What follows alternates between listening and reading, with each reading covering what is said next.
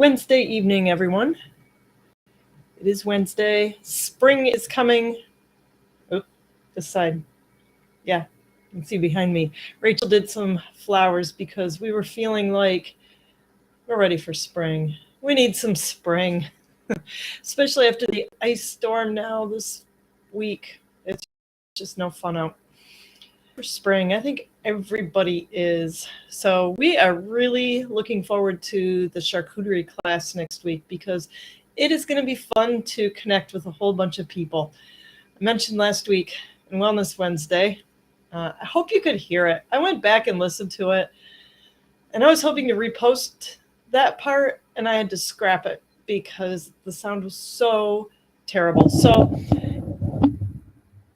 if the sound is terrible again, let me know, because we are working with trying to get our internet better so that doesn't happen. But connection.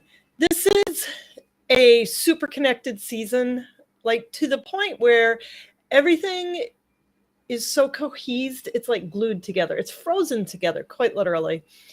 And one of the ways to cope with that and get out of the stuckness of over cohesion is to yeah, Jonathan, I might have had a time shipping that, but you should get your box tomorrow, by the way. UPS, or Friday rather. I forget, it's Wednesday today. But anyway, one of the ways to overcome over cohesion is with positive cohesion, where you go out and you spend some time with people. Find someone to hang around with, have coffee with, take out to dinner, have into dinner, have over for coffee, whatever it is that you like to do to connect with people, connection. So that's why we are really looking forward to the charcuterie class next weekend. We do still have one seat in that class, one availability. And if you like really good food, if you want to be confident that your meat is well preserved, even if something like an ice storm or a massive snowstorm knocks out your electricity, this is the class for you. We are going to make what's called fine food, but the fact is, it's how people preserved their food 100 years ago, all the time. All the time. This is how they kept their pork. Was as salt pork. We're going to do kind of like that. I call it confit. It's basically what it is, where the fat preserves the salted and cooked meat. We're going to show that and get it started on the process. Making dry cured sausages, salting, and then hanging meat. Our pioneer ancestors would smoke it, cold smoke for 3 days, and then hang it. And they would just leave it in the smokehouse. I remember my grandpa's smokehouse on the old farm. And it was kind of a freaky place because he didn't smoke stuff anymore. So it smelled like old smoke, but the entire interior of the standalone building was it was thick. It was coated in smoke. And they would hang pieces in there after they salted them in the fall time, smoke them, and that's where they would be until they got used. And you just go out to the smokehouse and get a side of bacon or a ham or whatever it was that you needed. So these are just really old-fashioned, really old ways of preserving food that we now call fine food, but you can totally do it at home. It's what it's designed for. So we have one seat left. I'm going to pop the link to that in the chat because I can. There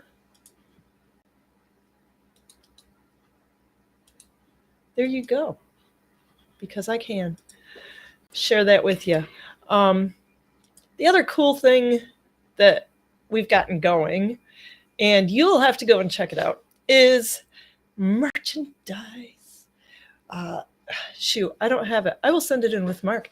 I got some trials. So you can order some really cool coffee mugs that have our Baker's Green Acres logo on it. There's one cup that is so cool. As soon as you put hot stuff in it, it changes colors. And as it changes, then you see the logo on it. So that's pretty cool. My kids fell in love with the stocking caps and the sweatshirts.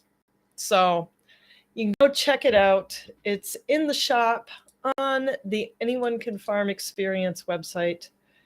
I'll pop that in the chat too. There you go. So you can go check it out. Let's see. Ooh, Lorna fixed it. She's so amazing and awesome. Because it looked a little funky when I checked it out just before I hopped on. So it's good. Go check it out. You will love the coffee cups. And the changing color one is just so fun. Like I said, the stocking cap got very quickly stolen, and Jim claims worn it all day. And Keith walked out the door wearing the Anyone Can Farm Tribe sweatshirt tonight because he thought it was so cool, and he's going out and doing what 18-year-old guys do, I guess, at night in the winter, and sporting his colors. So go check it out. It's fun, cool stuff. Nice, Keith, a baby rabbit. Let's see, Jonathan, you had a question. So I'll do your question, and then I'm going to do some. I got Wellness Wednesday for you too. But why would lard canned earlier this year that was well sealed have a little bit of water on top? It would depend on when you can and when the lard was from. I have had that, and I have worked with lard that we harvested in the summer, like when we've done a roaster pig and we pull the leaf lard out because otherwise it's way too much fat.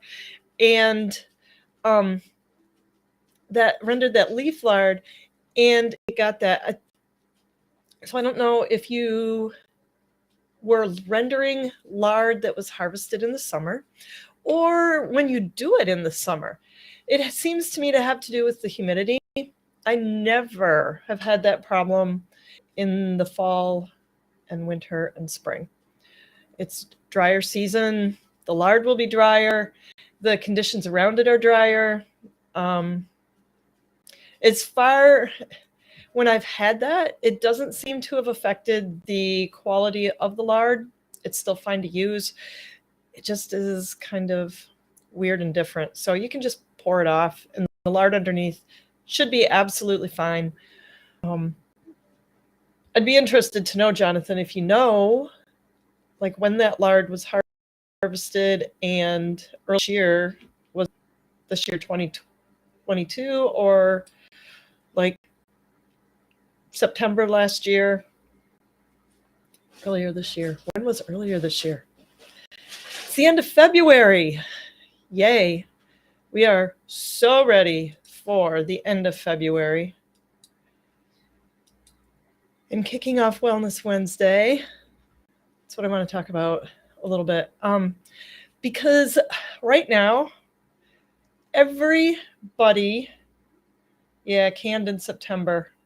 So it could be that it was just, from the lard question, humid, or there was a lot of moisture yet in the lard, and so it's just some residual, but the lard should be fine. So it's fine. Just pour the liquid off and the lard's good. So Wellness Wednesday, I'm going to get back to lard, Jonathan. That's a thing. Right now, it's the end of February, and I got to tell you, the February fog this year, and I don't know who else is feeling it, it is an issue here. It's probably a real pandemic because, honest to goodness, I have not talked to anybody who's not felt stuck. Like you are going through molasses Everything is hard, easily overwhelmed, low energy, brain fog, February fog. And this year, it's a real thing. It's huge. Mark shared that he's ended up listening to a lot of mystics because that's about all that's left on YouTube. And I have a guy that I follow, and for the life of me, I can only remember his first name, Lee. But a lot of people have been talking about how things are shifting. We're in a cosmic time of shift. And the way that, we feel these things, no matter how it comes out or how you think about it, the tides affect us, and what goes on in the universe affects us. And when things are in a time of shift, we feel it. We're ready for spring. We're also in a seasonal shift. So a lot of things are coming together. Wellness. Give yourself some grace. Holy cow. We need a lot of grace. Simplify as much as you can. Connect with people. Do things that overcome the season. Stuckness. It's a time of cohesiveness, and we're just moving into a time when that cohesiveness is going to be starting to become more earth and mud. Right now, it's just frozen earth and mud. Frozen. So doing things that are positive, connecting, like connecting with people. We talked about that a minute ago. Connect with people. Yeah, some places you can't slow down, because I find that you can't slow down, but it's still difficult. I find your thinking isn't as clear. Emotions seem cloudy, easily overwhelmed by everything that has to be done. Yeah, it happens. It's real. And if you don't suffer from it, oh yeah, sunshine, that helps. We got sunshine today. I hope if you had it, you enjoyed it. Vitamin D is huge, very huge thing. And that's one of the things we look forward to with spring. Warmth. There is a way to bring warmth into your life, even if you don't have sunshine. In the kitchen medicine class last night, we talked about the 6 tastes that Ayurveda teaches as a balanced diet. Instead of talking about food groups, they talk about tastes. And there's 6 basic ones that should be represented in your diet on a regular basis. As far as what to eat, the answer is eat alive food. That's the first thing. Eat alive food. That should be fresh. The second principle is to eat alive food. So eat what's seasonal. So fresh and seasonal right now, we have roots, things that have overwintered. Parsnips, carrots, potatoes, sweet potatoes, turnips, rutabagas, you name it. If it's a root, it's in season, it's fresh, and it's probably local around you, even if you don't grow it or someone you know doesn't grow it. It's local. The third principle is eat alive food.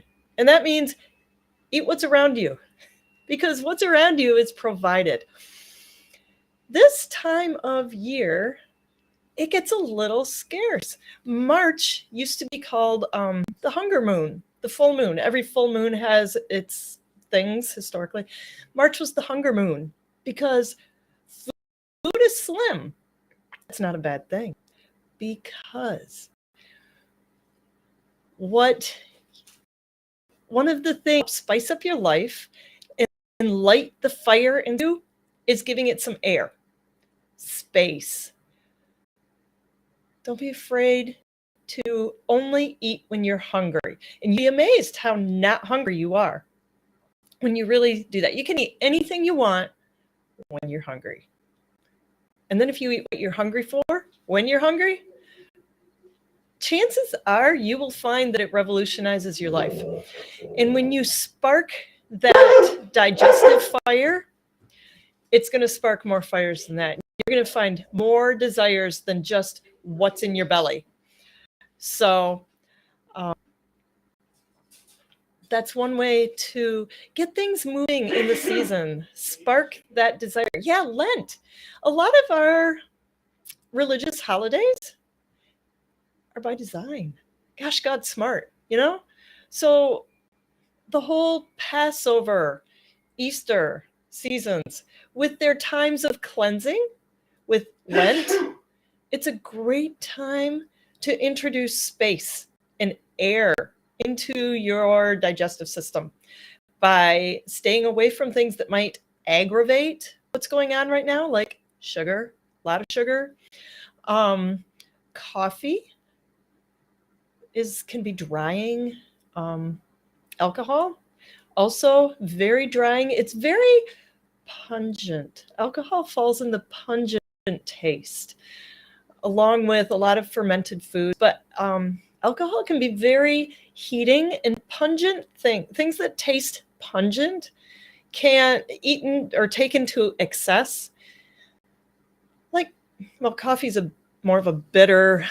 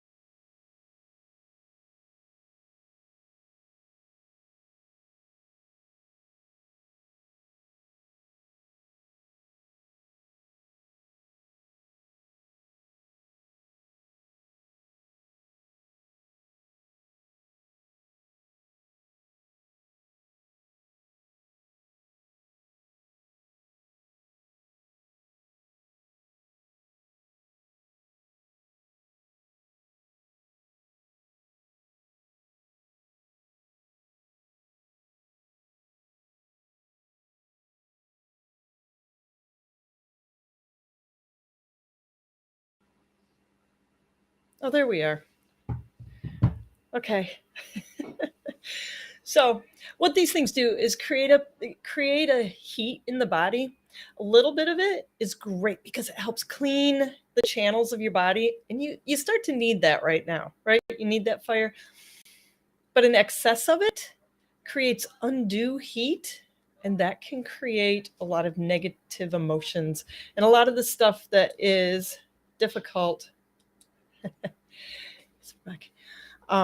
to deal with in the season. So, yeah, creating air, enjoying Lent, taking time through there to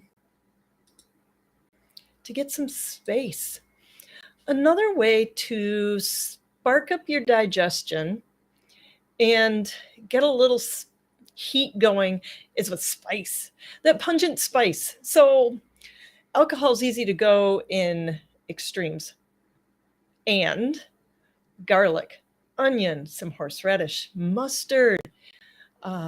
These are things that can really perk it up. A lot of the condiments, a little bit goes a long way, and they will really help spark up your digestion and get you going again.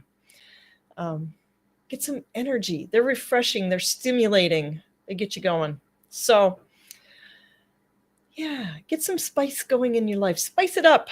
Give it some air and get that fire. Get some fire going. That will help just get through the end of the season. Get through. And then give yourself some grace. Space for error, space for whatever is coming up and happening or not. And how you're feeling. And just roll with it. Because it's going to pass. March will come. April will come after that because March, is March. We're looking forward to maple syrup. So bringing in some sweet, that's a fun time. I do it with my family, my brothers and sisters and my folks. And we love it because we get to see each other. So we get connected. We're doing something that is sweet and brings sweetness to life. So it's good fun. Take care of yourself, though. Space, spice, and grace. It'll keep you well, keep you happy through the end of this season.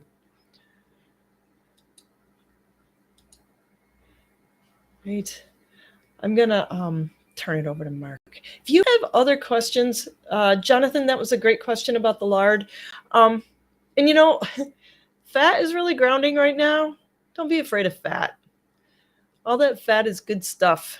It's also considered a sweet taste, and it's energizing, lubricating, keeps everything moving. There's a lot of good stuff, especially if your fat comes from grass-fed, pasture-raised animals. So a lot of good stuff to get going for your gallbladder and your liver in there and getting them detoxed. So if you have questions for Mark, put them in caps in the chat and he will see them. I'm going to get him some tea in one of those cool cups so you can see him in action for real life. If you have other questions for me, put them in caps in the chat and we'll catch them and get them answered for you. Yeah, lard is awesome. Anywhere you use butter. Baked goods, it makes cookies really different and amazing, especially if you don't want quite as much sweet. Butter is super sweet. Lard's not quite as sweet. It does really good. I'm rendering tallow right now, a lot of tallow. That's a fun one too. So turning it over to Mark. Make sure you put your questions in caps. I'm going to throw this link in there again. Sorry, Marco.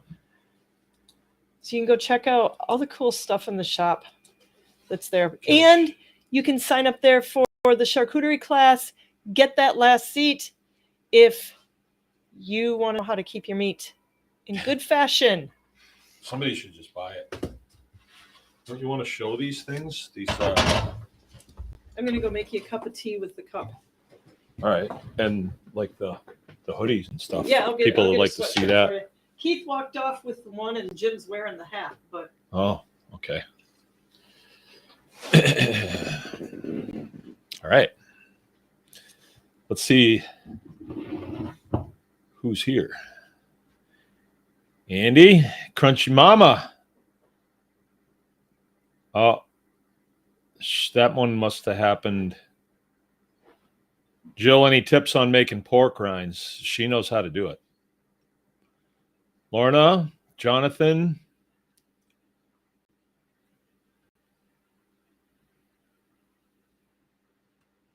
Oh, not too many people chiming in. All right, well, here we are, Wednesday night. Here's where we began the Q&A. Glad to be here. I guess we've figured out our problems because the thing's working good. Imagine that. That's great. I'm really glad. All right, so we got a UPS shipment came in today, and there was 2 coffee cups in it, and there was a hat, and there was some hoodies, and they're pretty nice, and they have our new logo on it, and I'm really happy about that. That's really cool. It was sort of a group effort. You know, a lot of people have contributed ideas and things, and then Jill and Lorna worked at getting some merch in the store. Merch, right? So if you want to, you know, they send it to us, and then we have to critique it and tweak it a little bit and send it back to them, and they're gonna do it the way we want them. So yeah, so here we are, Wednesday night. Our day today here was a little different. Yesterday we had rain, got probably about 3/4 of an inch of rain, and it came down in freezing weather. So we have a lot of ice everywhere, and then we got a little bit of snow last night, so it made it so that we could move around today. And then we just had very basic general things that we had to do. Okay, thanks a lot. I milked today, and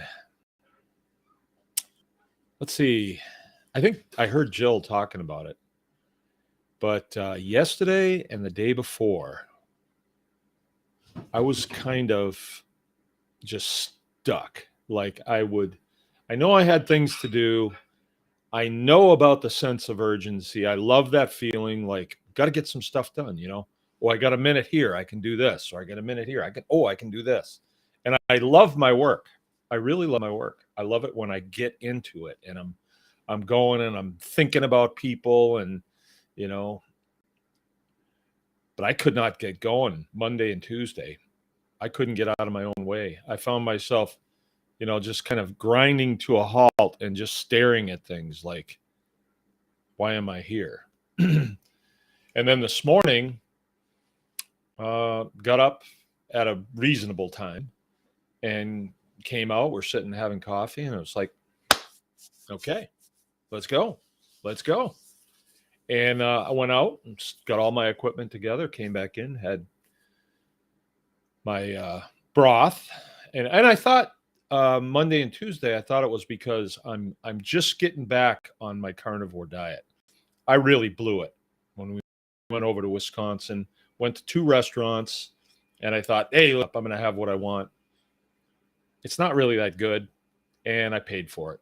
You know, I felt foggy brained and everything else. But I think from what I heard this morning on some of my mystic friends, that's what I referred to. A lot of the people that are on YouTube now are the mystics, right? And so they're considered real fringy, you know, doing tarot readings and interpreting their own dreams and, you know, saying that they're getting visitations from the spirit and things like that. And I, you know, you hear that and you say, well, the guy could be totally nuts.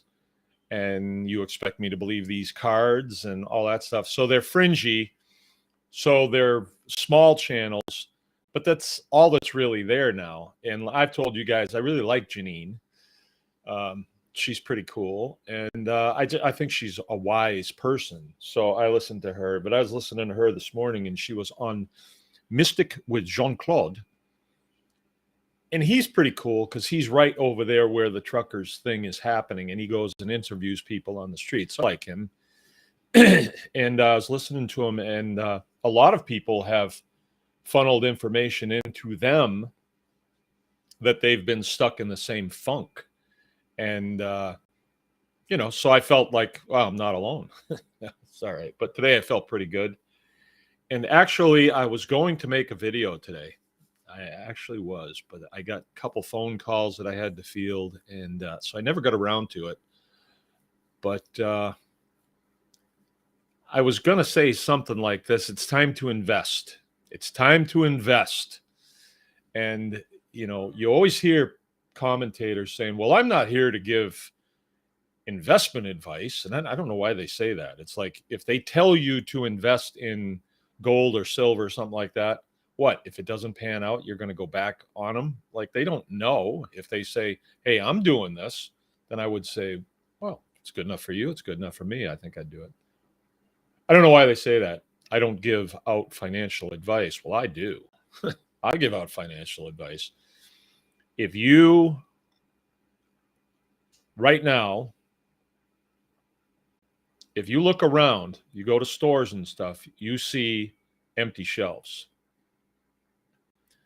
I went about a month ago to get those little, it's like a rotary stone that you use for sharpening a 5/16 chainsaw blade or 3/16. Not sure. I have 2 different sizes. And they didn't have any. And I asked the guy, what's the story on these? He says, I guess we can't get them. And I was in there yesterday, and this is at Eagles, you know, they have everything there. And same thing. He says, well, can't get them. And I got in a conversation with him, and he says, no, we can't get lots of stuff. Chains, chainsaws, oil, can't get it. So just me doing a little bit of looking around, I will give advice. If you need something, you best get it. Or if you have a shovel with a broken handle, now's the time to fix that. Now's the time to get your hand tools together, your simple survival tools, get them together. And I don't know what's going to happen. You know, when I listen to Janine, actually, I like listening to her because she keeps me optimistic. You guys are going to think I have a thing for her, but I guess I do. But she keeps me optimistic, and she sees in her mystic ways that a lot of this is just for show. She will always say it's part of the movie. And, QAnon said that, or Q, long time said that early on in 17. He says, you're watching a movie. And it feels like we're watching a movie. We've got Joe Biden as our president.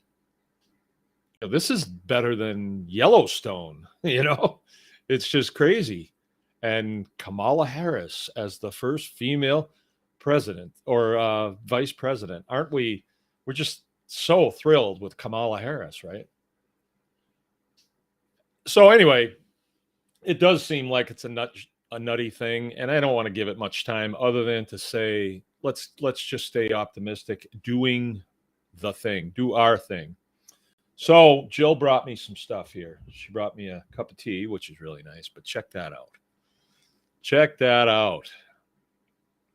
That's the new logo right there. This was designed by Susan Greaves' daughter.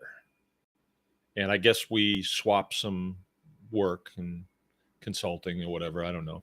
But that was her design right there. And I saw it and I thought I really liked it. It's on the cup here in kind of a strange place, and it's bigger than it needs to be. But this is just a prototype. It'll eventually be in a different place on the cup, I believe. But I like that. I mean, let me get your honest opinion from all the people on here. Who do we got on here?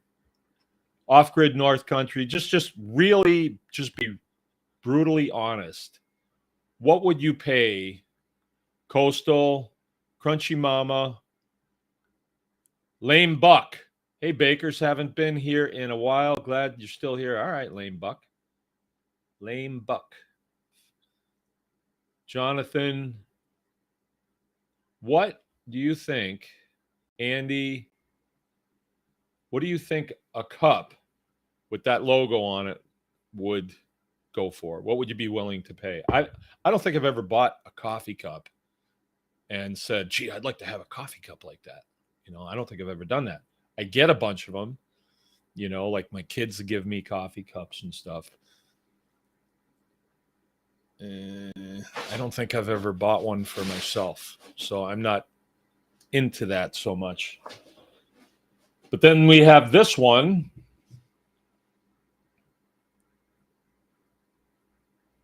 Look at that. Isn't that neat? And I'll tell you something about this cup.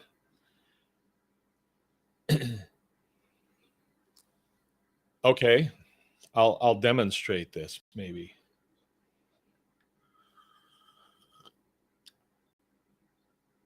Oh, that's just dishwater. I just drank dishwater. Okay, I just put it out on the concrete floor here. Okay, now as this cup cools off, you'll see what happens. All right, might take a little while. Might take a little bit. But that's pretty nice, huh? It needs to be here. It needs to be slightly smaller, but... And then I could be wearing this now, I guess, except it's not my size.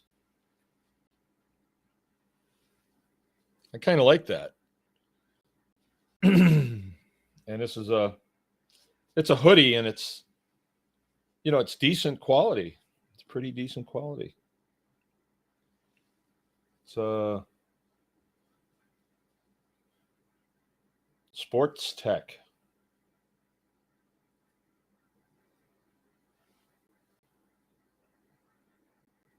Made in Indonesia. Well, at least it ain't China. That's pretty neat. I think that's really neat. And I got some of these stickers coming too, about that size that I can put on the door of my pickup. I think that'll be pretty cool. It's so much fun to do stuff like this. I mean, even if it's just a really small thing, it's just fun. It's just a lot of fun to do. So you can see. Now, it's all going to turn black. You won't be able to see it. It's quite warm yet.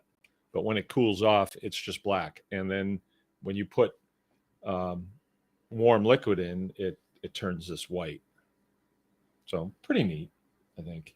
And then there's a hat that came to a wool pile cap. That's pretty nice looking with our logo on it. Impressive. All right, so I'm here to answer your questions. I am here to answer your questions. Did I finish making my point? I don't know if I did. Oh, I see some good things. Jill cooked, crunchy. Jill cooked them overnight after boiling them or something. I missed that part, but they were the best ever. Oh, yeah, Jill makes really good pork rinds. It's nothing like the ones you get from the store. Nothing like it. Okay. Oh, did you talk about the pork rinds? No, I don't know anything about pork rinds. If you want me to, I can in a minute. Okay. Do I have to move? Oh, that's just from that. Oh, the changing color cup. Yeah, dishwater. I took a sip of it. Yeah, A bit salty. I was wondering what was going on here. Yes, the pork rinds. You boil the skin, get all the fat off, as much as you can.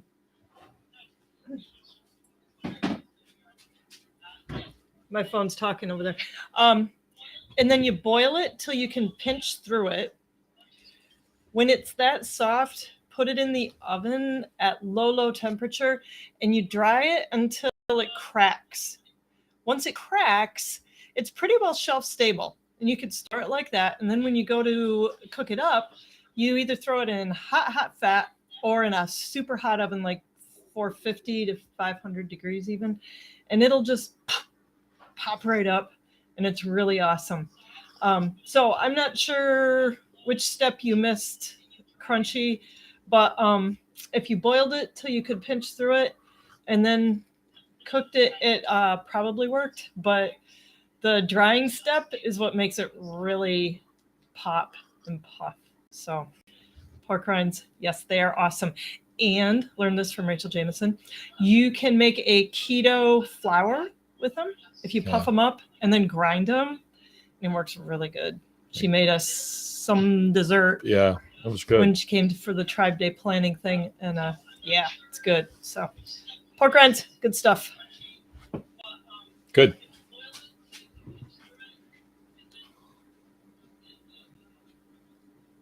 See that? It's pretty neat.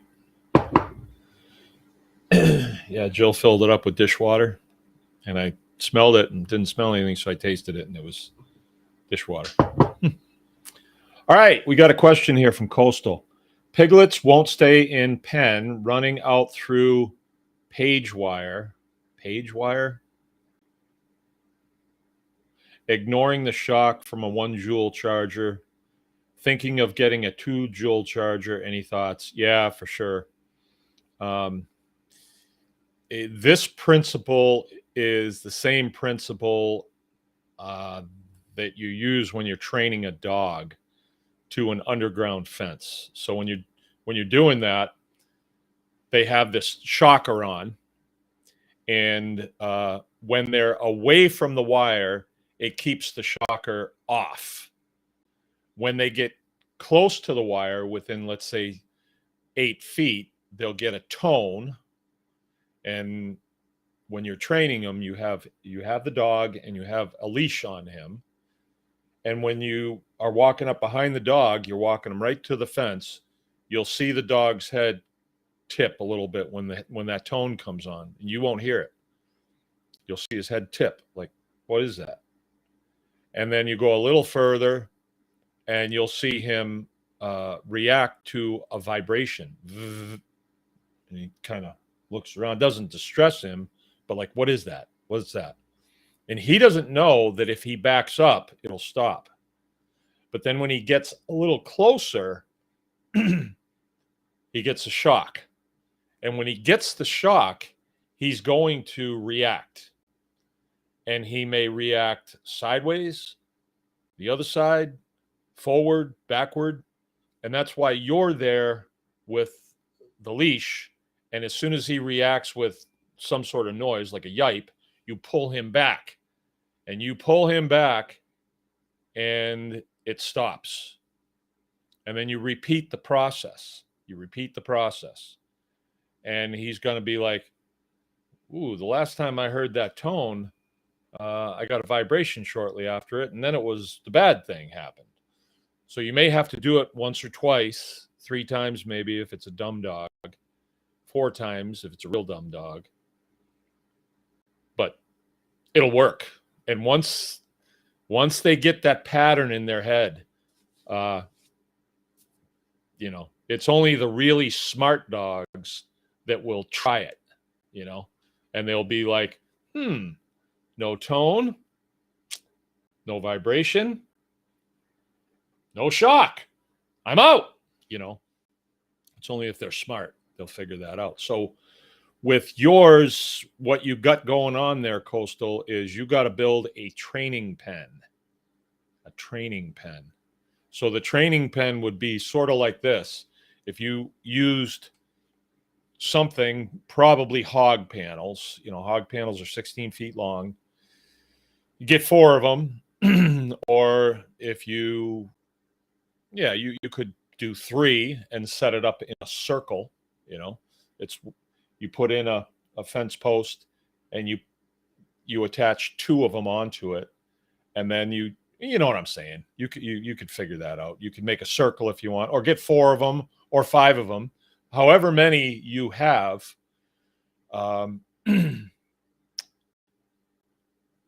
Then what you want to do is you want to put your electric on the inside of that. So if your pig goes up to it, gets the shock, then they're going to bump into the fence, which is not going to allow them to go forward, and they're going to come back. And once they come back and they get up close to that wire again, they get a certain feeling, I think, in their nose. I think they can smell the electricity. Or maybe it makes the cilia in their nose, or not cilia. Yeah, cilia in their nose kind of stand up. And so they'll get close, but they'll never quite, they don't want to touch it. And that will train them to electric fence. And then when they get a little bit bigger, you can just put them in nothing but electric fence, and they'll respect it. They'll really respect it. So I don't think your fix is going to more electricity, more joules.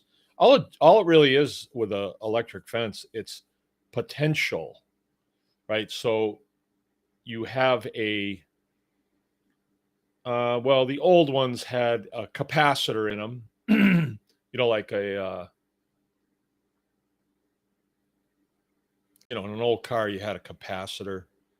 And what did they call that, though? They didn't call it it was a capacitor, but I don't think that's what they called it. I don't remember. Who the heck is Jack, anyway? And anyway, it charges, so it's got potential energy in it, and then it is just sitting there waiting to discharge to ground.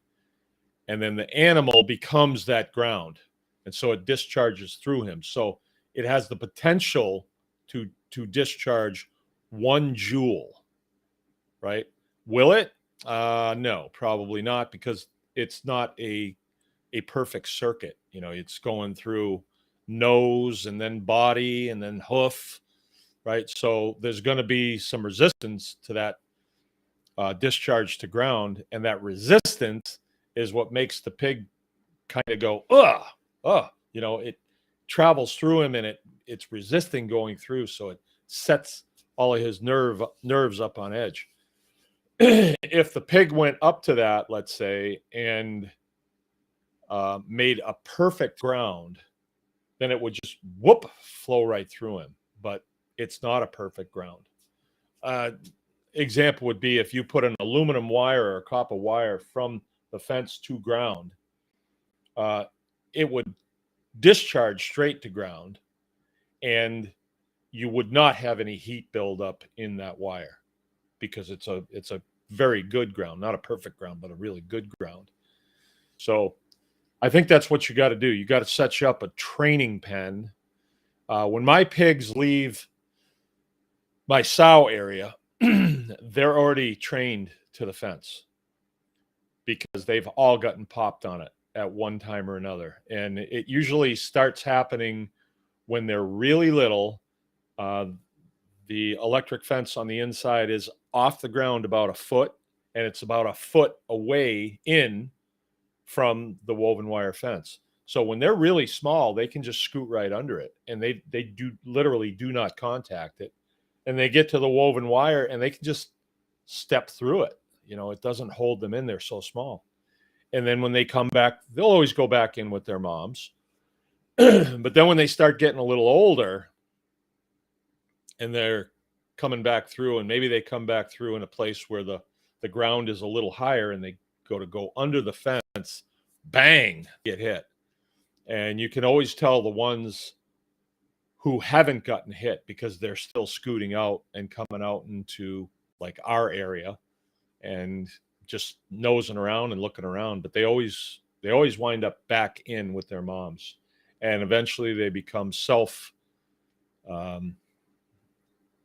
trained. So like my sows, some of those are 4 years old now.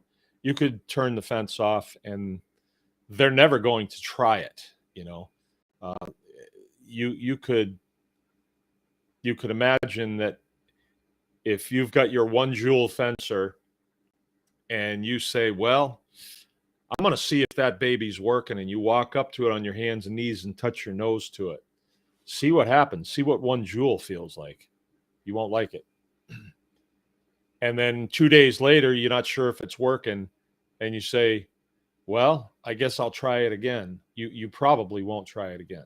You probably won't have the self-control to do that, especially if you do it that way, through your nose. Wow. I would not like that. I have no idea how many jewel my fencers are. I never really go by that. I just go by how effective they are, you know, and I don't try them out. I don't have a meter that I carry around in my pocket to check them. The pigs pretty well do that for me. In the system that I have, where I have woven wire, and then in 1 foot and up 1 foot on the inside, I have electric fence. When I'm in and around my pigs, I can tell by their behavior whether that fence is working or not. You know, if they're on the other side of it, up against the woven wire, because there's always grasses and stuff in there, then I know it's not working. And then I have to just figure out why it's not working. Usually, you know, they get grounded out. They throw dirt over them, or, you know, like lately I've been feeding a bunch of sugar beets, and they'll be eating on a sugar beet and they'll get it over close to the fence and they'll get shocked. And that's it. They won't touch that sugar beet again. Not that one. Not that one. In order for us to get them to eat the sugar beets that have shocked them, we have to move them in and then cut them up with a shovel. Then they'll eat them, right? But they think it's that sugar beet that shocked them. Pretty neat. All right, let's see.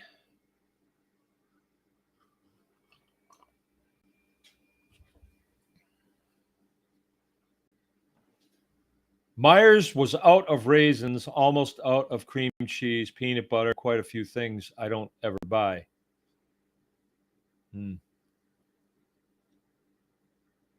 Looking for a small wagon, 7x10. Does anybody have one for sale? I don't have one. Not that I'm selling.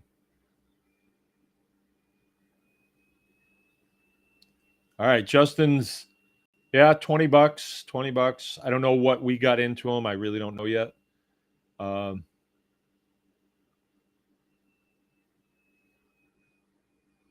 bid 10 for the prototype. Oh, this one's not going anywhere. No. Angus is 15. I like 20 better. I only buy $1 cups. Can't afford higher ones. Okay. Well, then you're going to be shopping at St. Vincent's de Paul, huh? The thrift store. Coastal says he'll give $20 when it gets the logo on the right side. All right.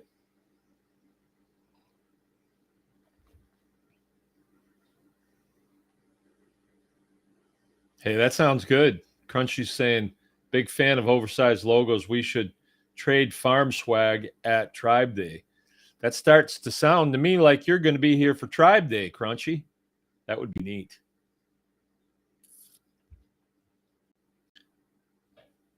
I know. I mentioned that a couple times, Justin, today. And finally, Jill was like, I know.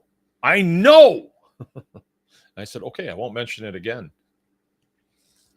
But I sure would like to see it move to the other side, you know. But I won't mention it again.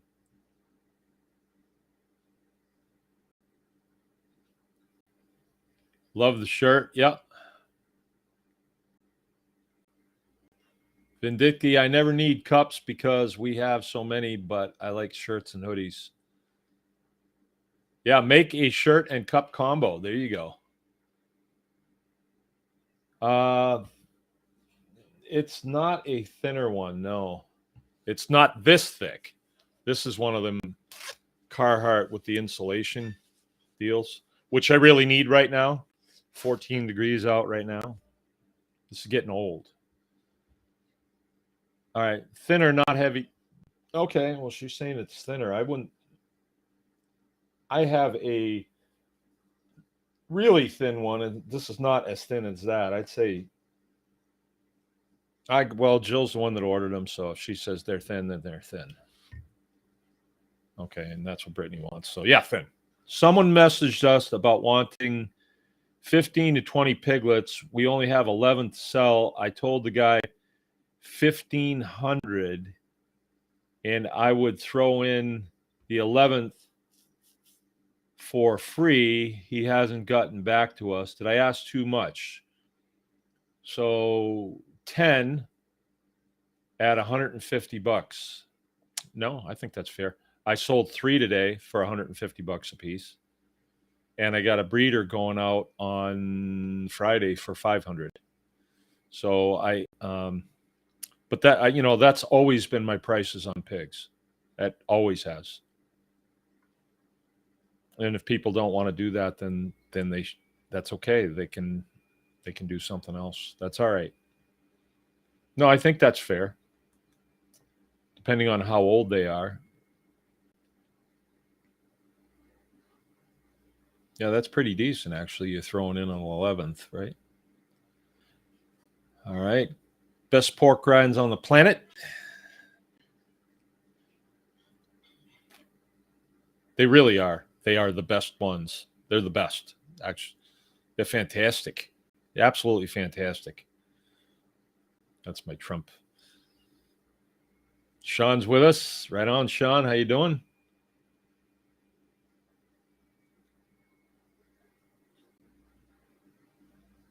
Crunchy Mama Farms. Full class this week in Mother Earth News Fair was good. Amy relived her trade show days. I bet she did. Full class. How many is a full class? Are you doing 18? You doing 18? Coastal says coil.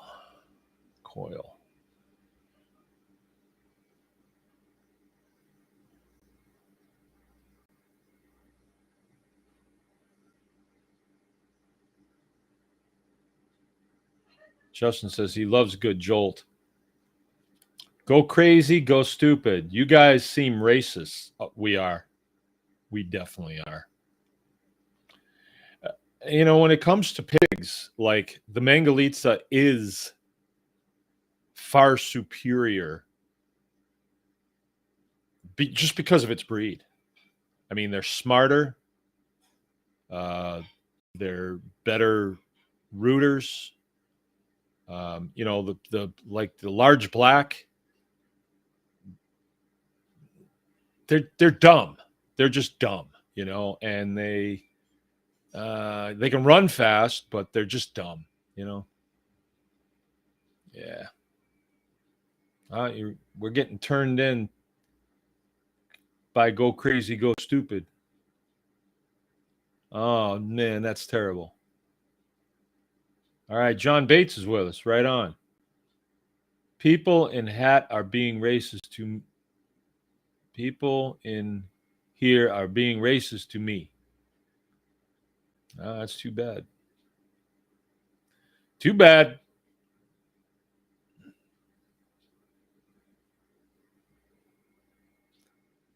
The boat is waiting for me in Traverse City, and the lake trout aren't going to kill themselves.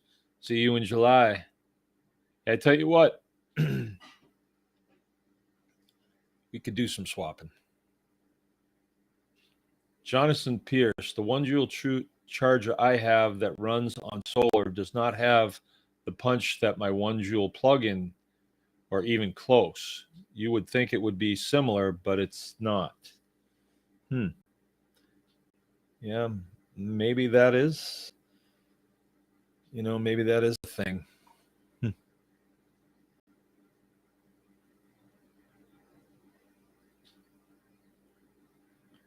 3 to 5 months old. Oh, that's pretty old pig. That's pretty old.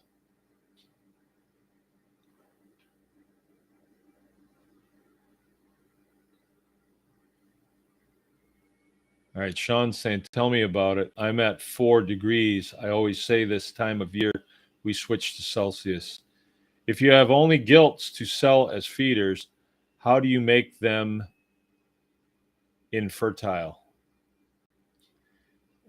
There's a way to do it in all seriousness, and I've known people that are able to do it.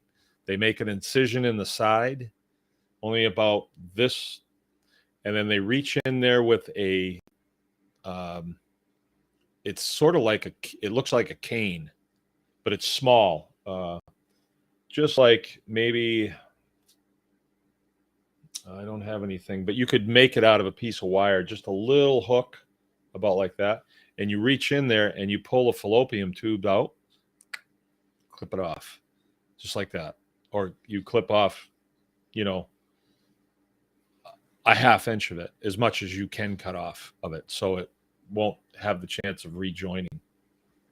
And that's it. All right, Sean's got 4 above tonight. But Justin, I don't do it. It can be done. That's one of those things. Like if you take an animal to the vet, they will do all the things that they learn in medical school, like for castration. We do castration out here with, not a sterile blade or anything, and then we just squirt it with, hydrogen peroxide and call it good. At the veterinarian's office, they're going to treat it as if it's sort of like a dog, so everything, it's a procedure, and those guys get paid. They get paid good for time. So, I could do that, but I think you'd be paying about $100 a pig just to,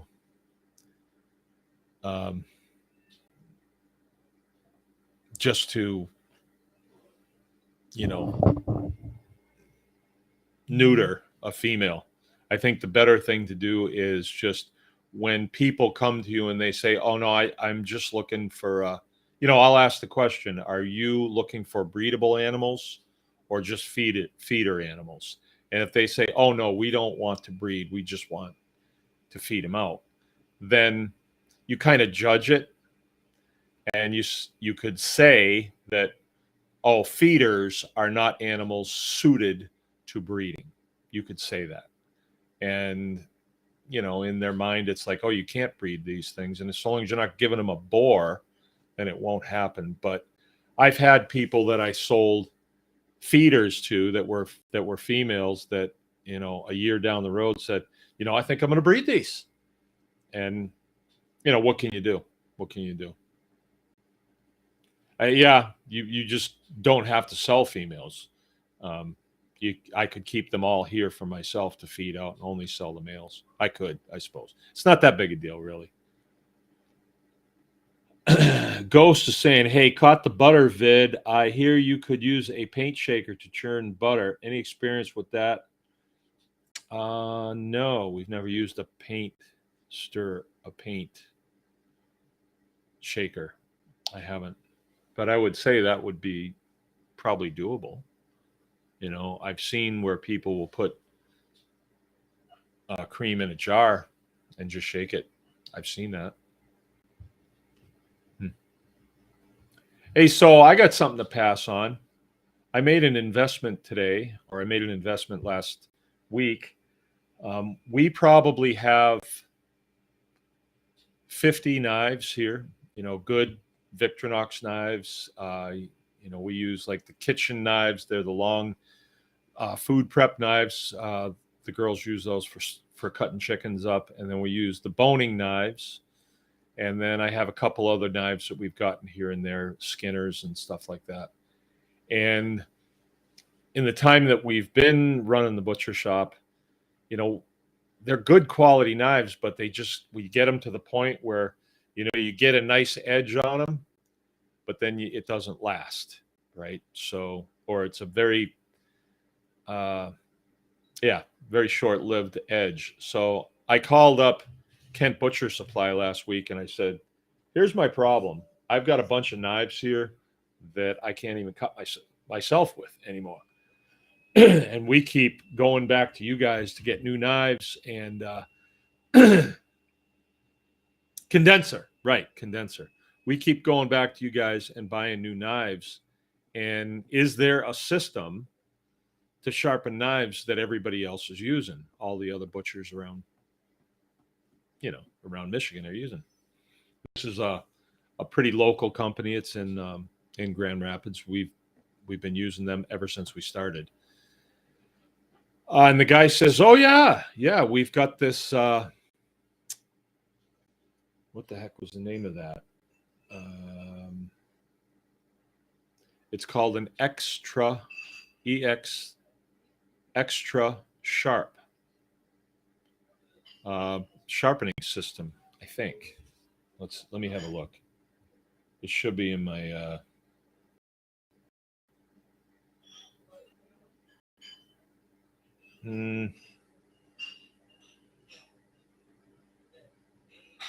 yeah, no, I guess that's not it.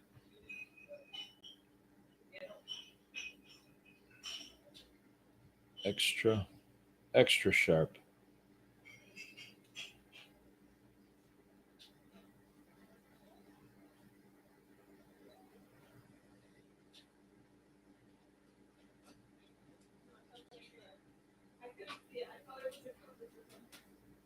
Hey, what's the name of that sharpener that we just got? Is the manual on the table there?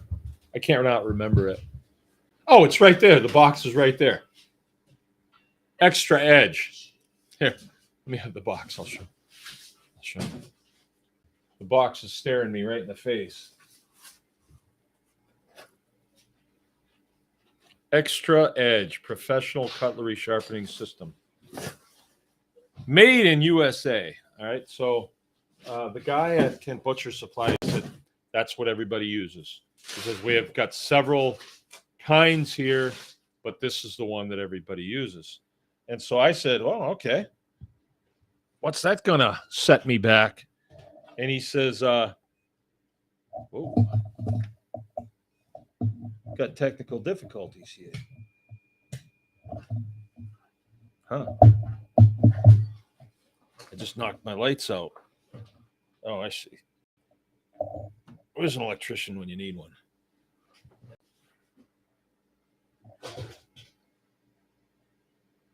I noticed that the heater's not going.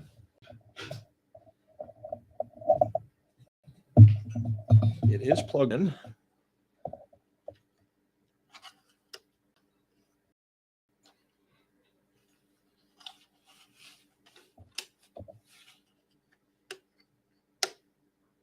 That's a bummer.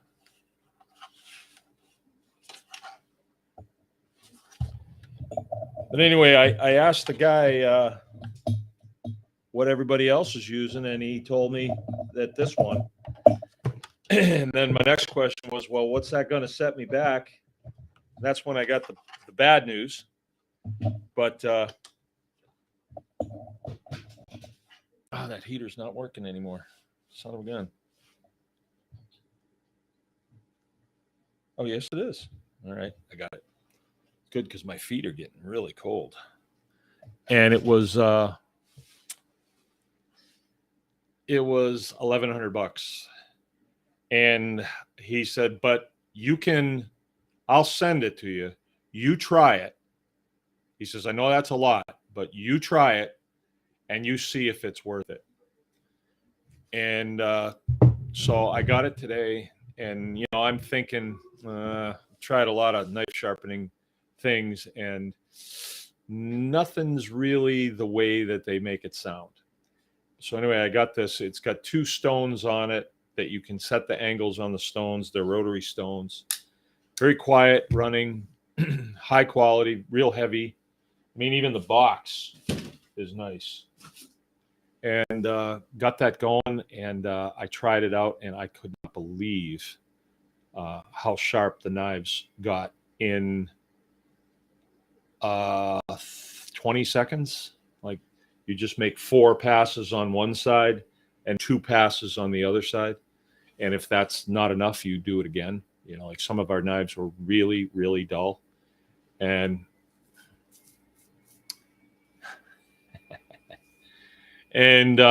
so it's just one of those things that I'm thrilled with it. So I'd say we probably have 50 knives, no joke. And I brought them all up into the shop today, and just went to it. And it was just every time I'd get one sharp, I'd shave a little hair off my hand and say, wow, this is going to be good when we get back to butchering all the time, because we've got so many dull knives. And it was just really getting disheartening, And so we'd buy new knives. We have a class going, get 5 new knives, so everybody has a sharp knife to use. And then students are tough on knives too, because they don't really know how to use a steel to straighten them out. And a lot of times they're just knocking the edge right off of them. So anyway, that was my high point of the day when that came. Yeah, dang Russians sent the virus to my lights.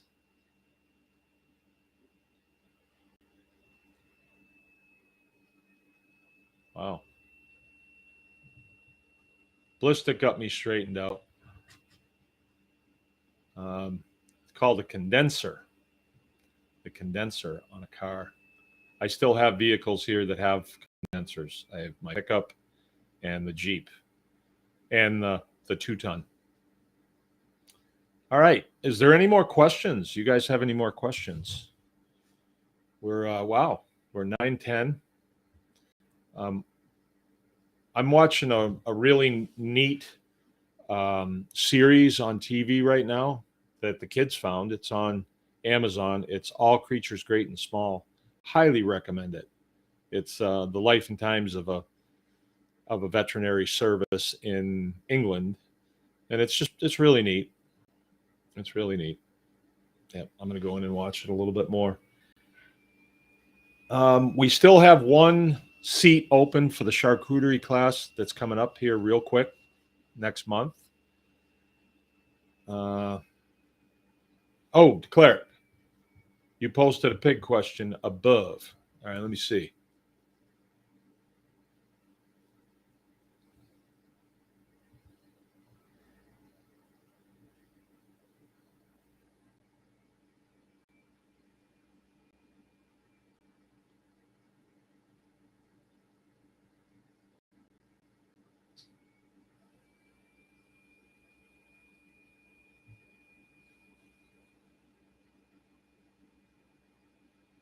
Wow, it's really buried because I don't see it.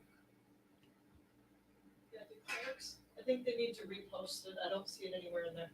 Yeah, we don't see it. Beth, can you please put it up again? Did you see Sean Wise's question? No. It's just about. Just he didn't put it in caps, so it's harder to find it in there. Jill, right down at the bottom. Right down at the bottom. Okay.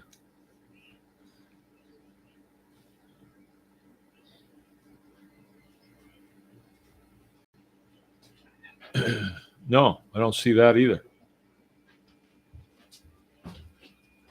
Last thing that Sean posted is it's 4 above tonight.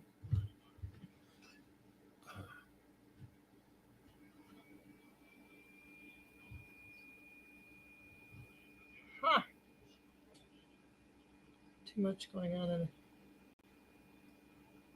The Russians. Oh, isn't that strange? Yours isn't on there.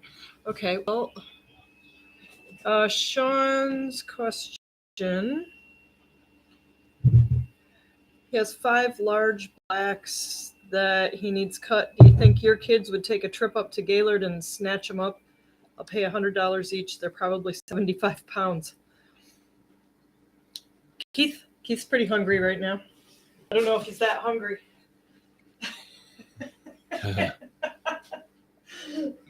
Keith and Jim, Large black. Jim's kind of hungry too. Yeah, but somebody's got to drive him up there. Gaylord's a long way away. Yeah. Keith does it. Well, okay, so Gaylord, maybe 75-pound pigs you want cut.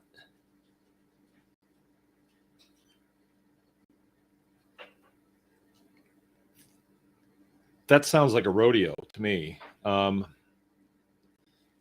they contained in a small area? Or, yeah. I'm not joking. I have too much going on, and I think I have them sold. Oh, wow. You really got to get a handle on that then.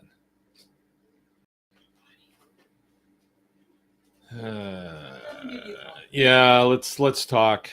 Let's talk. All right, the cleric. Pig injured his hind leg, barely puts pressure on it. I'm wondering if he slipped on the ice. Yeah, I've had stuff like that happen, and just let it go. It'll fix itself. I actually had a pig. We have 4 months old. I'll tell you what, why don't you pen him up and bring him here? We'll do them, so long as like 4 months old, they wouldn't be that big. They're probably, about this big. Just put them in dog crates or something, and then bring them down on at a time, and we'll do them, and then have a cup of coffee, and that way you're doing the transport work. See, for me, I don't know. Yeah, just let it go. I was about to tell you a story about a pig that we had that hurt his back leg so bad that it appeared that it was broken. It was dangling. And I inquired at the time, like, what should I do? There was no way we were going to catch him. He was pretty big. And it was in one of our forested areas. We don't do more, but they were really wild when they were out there. And a friend of mine up in the UP said, just shoot him. I don't want to do that. And time went by, and then it didn't look quite so bad. He never did put weight on it. Even when he was big, he got to be about probably 300 and something pounds. And we did slaughter him, but he never did put weight on it. So he did break his leg. Pigs are so tough. I took over to Wisconsin last week, a feeder. It was a male. We cut him. And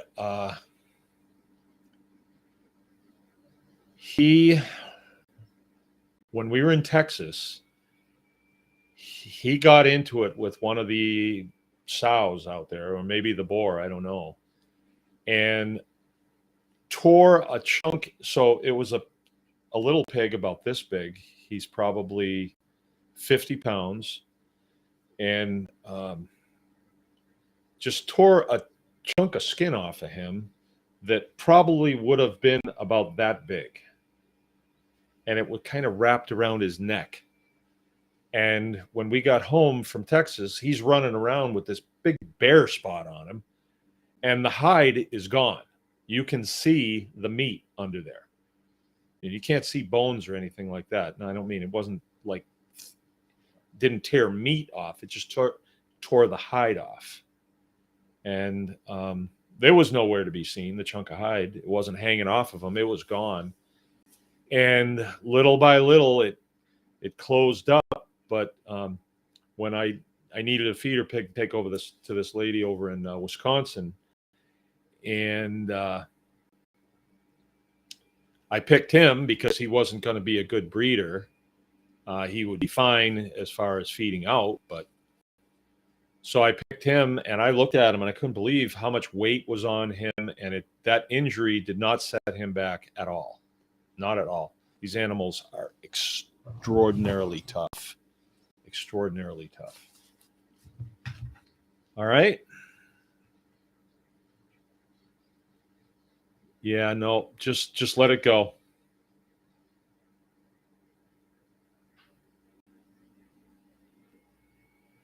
Yeah, it's pretty icy outside.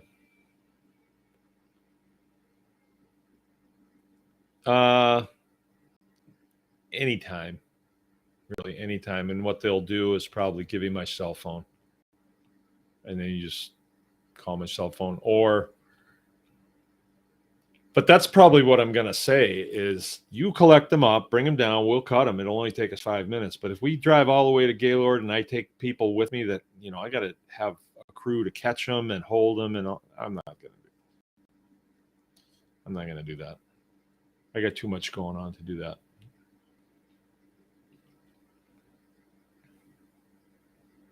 Or maybe I should think about it. Maybe it'd be a good field trip and our kids could play, something. I don't know. It just doesn't sound like something I want to do.